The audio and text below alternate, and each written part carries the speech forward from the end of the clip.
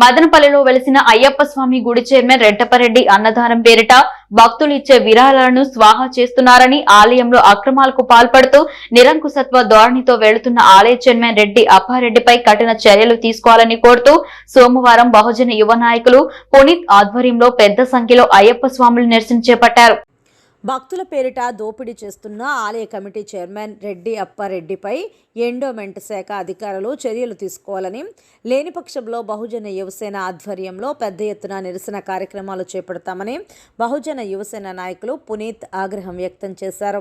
అనంతరం ఆర్డీఓ మురళికి వినతిపత్రం సమర్పించి ఆలయ కమిటీ చైర్మన్పై చర్యలు తీసుకోవాలని డిమాండ్ చేశారు. ఈ సందర్భంగా పునీత్ అయ్యప్ప స్వామి భక్తులు మాట్లాడుతూ ఆలయంలో అక్రమాలతో పాటు అసాంఘిక కార్యక్రమాలు జరుగుతున్నాయని, ఆలయ ఆవరణలో నివాసము అంటూ ఆలయ విశిష్టతను దెబ్బతీస్తున్న చైర్మన్ రెడ్డిపై కఠిన చర్యలు తీసుకోవాలని డిమాండ్ చేశారు. ఆలయానికి వచ్చే భక్తులను అమర్యాదగా మాట్లాడుతూ భక్తుల మనోభావాలు దెబ్బతీస్తున్న రెడ్డప్పరెడ్డిపై ఆగ్రహం వ్యక్తం చేశారు.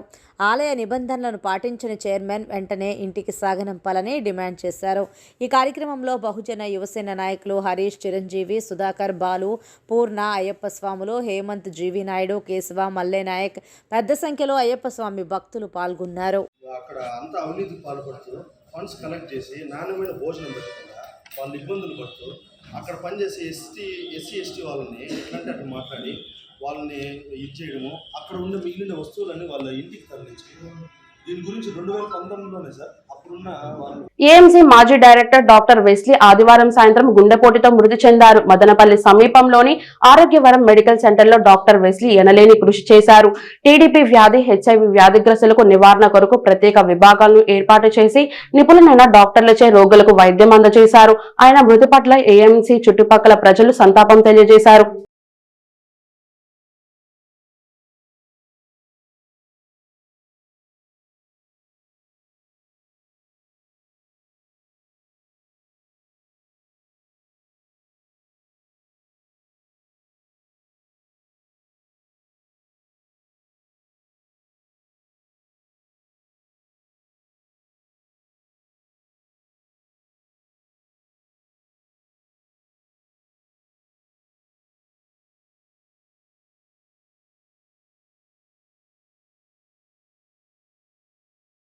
మదనపల్లిని జిల్లాగా ప్రకటించాలని కోరుతూ చేపట్టిన నిరసన కార్యక్రమాలలో పాల్గొన్న నేరానికి వైసీపీ ప్రభుత్వం అక్రమ కేసులు బనాయించి కక్ష సాధింపు చర్యలకు పాల్పడిందని అఖిలపక్షం నాయకులు ఆవేదన వ్యక్తం చేశారు.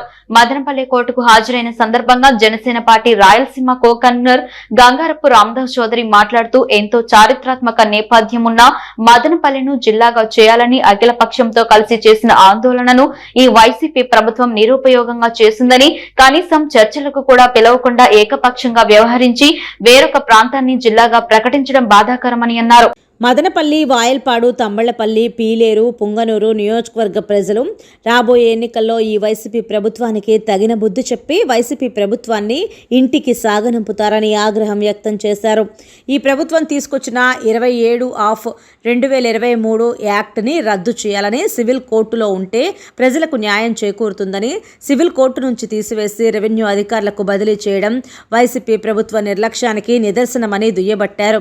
ఈ కార్యక్రమంలో ఉమ్మడి చిత్తూరు జిల్లా ప్రధాన కార్యదర్శి జంగాల శివరాం, టీడీపీ రాజంపేట పార్లమెంటు అధికార ప్రతినిధి RJ Venkatesh, PTM Sivaprasad, TDP Rajampet parliament BCCL అధ్యక్షులు సురేంద్ర యాదవ్, టీడీపీ రైతు ప్రధాన కార్యదర్శి రాటకొండ మధుబాబు, సిపిఐ కృష్ణప్ప, మురళి తదితరులు పాల్గొన్నారు.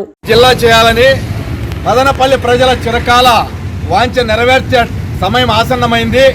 వచ్చే కొద్ది నెలల్లో మదనపల్లి జిల్లా కాబోతోంది. గతంలో అఖిలపక్షం ఆధ్వర్యంలో మేము అనేక ధర్నాలు, పోరాటాలు చేస్తే మా మీద ఈ దుర్మార్గమైన ప్రభుత్వం కేసులు పెట్టి కోర్టుల చుట్టూ తిప్పుతూ వేధిస్తూ ఉంది.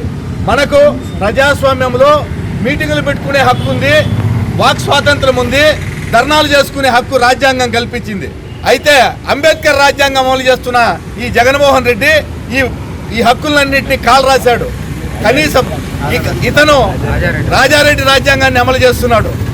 ఇక్కడ తెలంగాణలో మొన్ననే చూశారు, ఎమ్మెల్యేలకు కూడా ఇంటర్వ్యూ లేకుండా కనీసం నియంతృత్వాన్ని అమలు చేస్తున్న కేసీఆర్ను ఏ విధంగా ఎంతో చారిత్రాత్మక నేపథ్యం ఉన్న మదనపల్లిని జిల్లాగా చేయాలని అఖిలపక్షం ఆధ్వర్యంలో మేము చేసిన ఆందోళన కార్యక్రమాలన్నీ కూడా నిరుపయోగం చేసింది వైసీపీ ప్రభుత్వము. కనీసము మమ్మల్ని చర్చకు కూడా పిలవకుండా ఏకపక్షంగా వ్యవహరించిన ఈ ప్రభుత్వానికి రాబోయే ఎన్నికల్లో మదనపల్లి, తమ్మళ్లపల్లి, పుంగనూరు, వాయిల్పాడు నియోజకవర్గ ప్రజలు గట్టిగా బుద్ధి చెప్పాలని చెప్పి నిర్ణయించుకున్నారు. అలాగే ఈ ప్రభుత్వము తీసుకొచ్చిన 27/2023 సీక్రెటరీ యాక్ట్ని రద్దు చేయాలని, ఎందుకంటే ఏదైనా టైటిల్ డిక్లరేషన్ అనేది ఒక సివిల్ కోర్టులో ఉంటే ప్రజలకు న్యాయం జరుగుతుంది. అటువంటిది సివిల్ కోర్టు పరిధి తీసేసి 2 సంవత్సరాలు మేము పోరాటం చేసినాం. అఖిలపక్షం మొత్తం అన్ని రాజకీయ పార్టీలంతా కూడా, ఒక్క వైసీపీ తప్ప. మా పోరాట ఫలితం ఏమంటే మా మీద కేసులు పెట్టడం. కేసుల్లో ఎంత దుర్మార్గంగా పెట్టినారంటే మేము మున్సిపాలిటీలోకి అర్జీ ఎత్తుకొని పోతాం ఓ చైర్మన్కి ఇచ్చేదానికి, మా మదనపల్లి జిల్లా చేయండి. మున్సిపాలిటీ ముట్టడి కేసు పెడతారు. తంబాలపల్లికి పోతాం, కలెక్టర్ ఆఫీస్లోకి, ఎంఆర్ఓ ఆఫీస్లోకి.